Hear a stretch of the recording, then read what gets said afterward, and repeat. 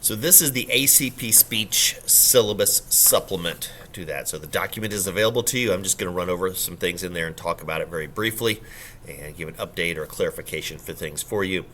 So we have 4 speeches that will be given during the semester. For the last 3 of those, students will get asked a question at the end of their speech. And the way it'll work is that we'll have chosen the speaking order, and then the last person in the speaking order will ask the first speaker their question. And then the first speaker, because they're done, a little maybe easier for them to pay attention and not be stressed out about things, will then ask the second speaker, and the second speaker will ask the third, and so on. And so it will just rotate through in that way. As far as workday usage, I understand that many of the students in this class are taking 4, 5, 6, even 7 dual credit classes. That is a lot, especially when you're taking a college course every single day of the week. That's really not reflective of how college works when you're taking classes 2 or 3 days a week often for that. And that can get kind of overwhelming, and I've seen a lot of students stressed for that. And so I try and work with you on those things. So here's what happens. There will be times in the week leading up to a major speech that I'm going to give you work time, or when we're working on the PowerPoint parties, that you're going to have work time for that. If on that particular day you need to be working on something else, let's say your DCUSH test is coming up later that same day, maybe the wise thing is to be studying for that test and then use later in the day or the evening to work on my stuff. Okay? So you're going to choose wisely on that. That's part of growing up. That's part of being in college, is learning time management skills as well through all that. There will be pieces and parts of things that will be due. So it may be an outline that's due. It may be a time check that's due, things like that. If there's an assignment due within those time periods, that is due. But how you use your time during the class, that's up to you and how you think that it's going to work for you for that. Okay?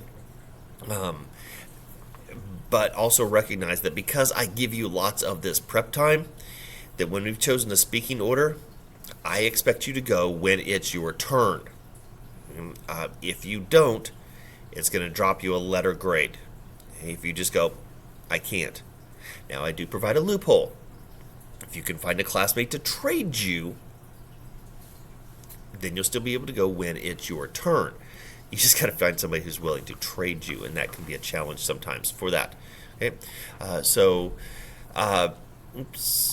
here, points for participation. There are a set piece there within the syllabus that you'll be able to see, or in PowerSchool as well. Participation points. The way that I work that is when we get to the end of that time period, I'm going to ask the student to say, here's the number of points I think I should get and why. You're going to have to justify yourself.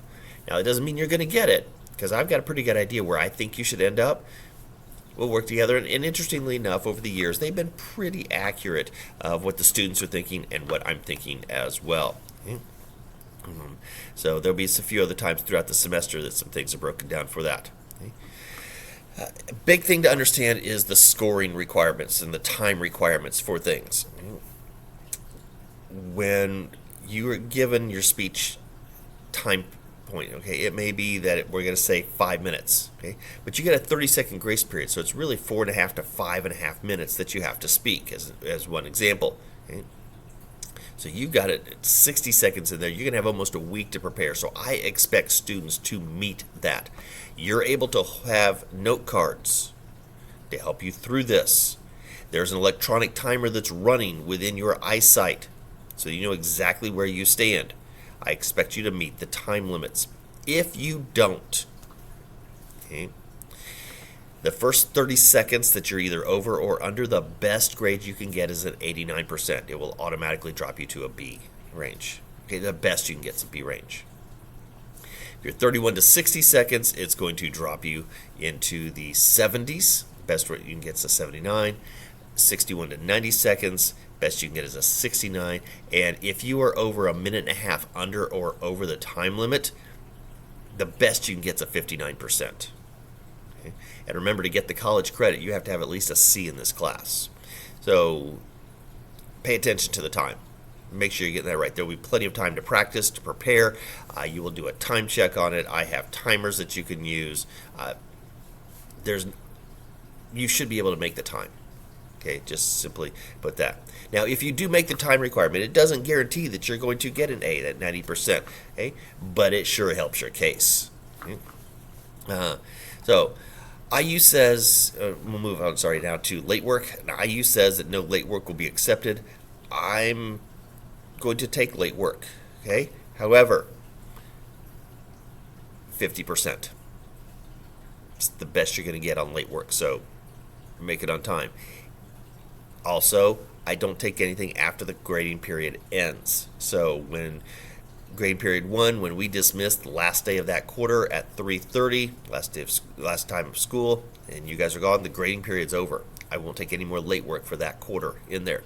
Now, I will grant there may be some exceptions, right? That may be, a medical thing, something major going on, weather, things like that. If a major thing happens, let's talk, we'll figure it out, and we'll work around that. Okay? We will be doing PowerPoint parties as well for the IU program for speech. There are only 4 required speeches, and I really think that you should be doing more than that to get some experience on that, time on feet. And so we do a thing called PowerPoint parties, which is just a fun topic. I give you a topic, you have a few days to work on it, get some Google Slides together, or Canvas slides, or PowerPoint, or whatever you want. And then you're going to present that in front of the class. There's no time requirement on that at this point, but it's just a fun type of thing for that. Okay?